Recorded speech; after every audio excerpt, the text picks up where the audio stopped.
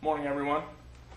So while I sat down to do my project here today, I was going to give you guys a hypothetical story, kind of drive home my point of why this is important.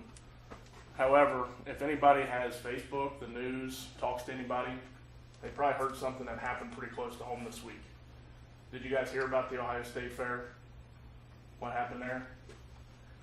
For anybody that didn't hear about it, I'll tell you a little bit. There's a ride there. It's a pendulum swinging ride that spins in circles.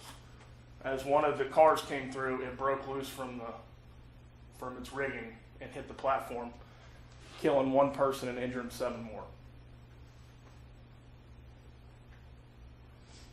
So obviously one person perished in the accident, and 7 more were taken to the local hospitals. There was injuries ranging from broken bones to head injuries to internal injuries. So in order to help these people, there was a lot of interventions that were taken. Blood transfusion was one of the biggest. Blood transfusion is very important, and without that, the outcome could have been a lot worse than what it was. So today we're going to talk about why do we need blood donors? Who needs blood transfusions? And why does this information matter to any of you guys? And then at the end we're going to talk about how to become a blood donor. So all over the country, healthcare facilities, they stock blood components, and these things are used for life-threatening emergencies. Not just the ride I was telling you about, but car accidents, dialysis units. Sometimes when people have dialysis, their blood pressure drops, they lose blood. They need these blood transfusions. Labor and delivery, obviously we all know what goes on there. So blood loss there is a pretty significant problem. Oncology wards, we probably don't hear a lot about, but people that are going through chemotherapy, they tend to lose a lot of red blood cells. Their bone marrow doesn't replace the red blood cells that it needs. And then obviously emergency medical units such as hospitals, then all of our helicopters like University Air Care and Miami Valley Care Flight, and ALS ambulances also carry blood products with them.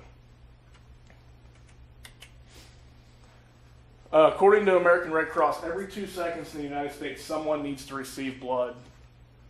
That's about 36,000 units of blood each day, 21 million blood components and infusions each year.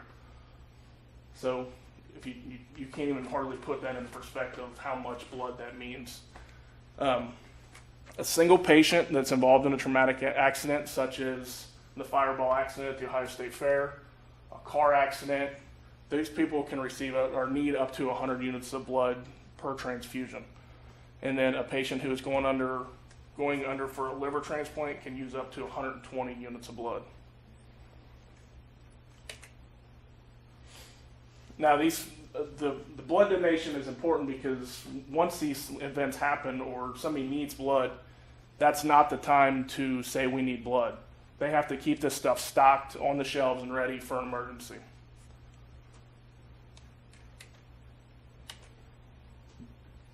According to ABC News, there is a severe blood shortage all over the United States right now.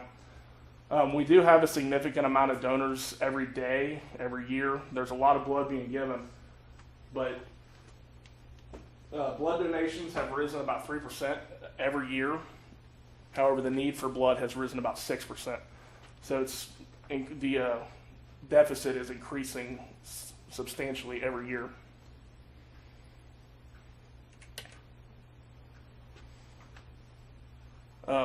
The major metro cities, Los Angeles, Atlanta, Philadelphia, they've started to suspend all the elective surgeries because it's just not safe to start operating on people when they don't have blood in storage and have the ability to save a life if it comes to that.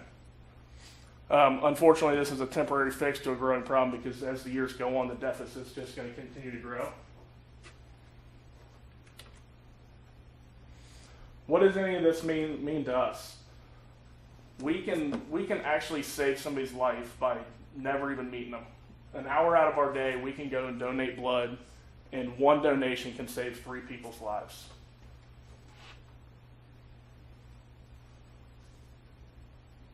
Just like the fireball incident that I told you guys about at the beginning.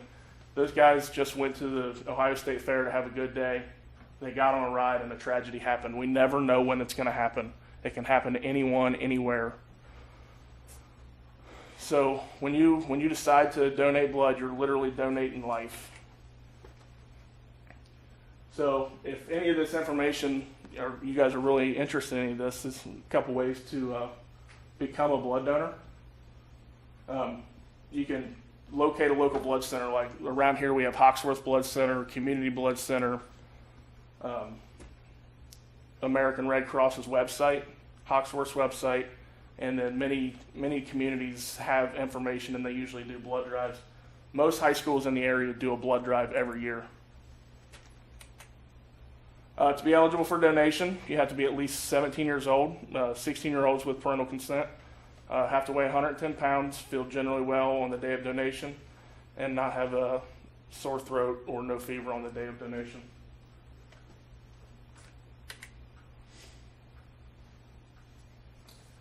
So each and every one of you has the ability to be someone's hero without ever meeting them. An hour of light or an hour of donation time can save a couple people's lives.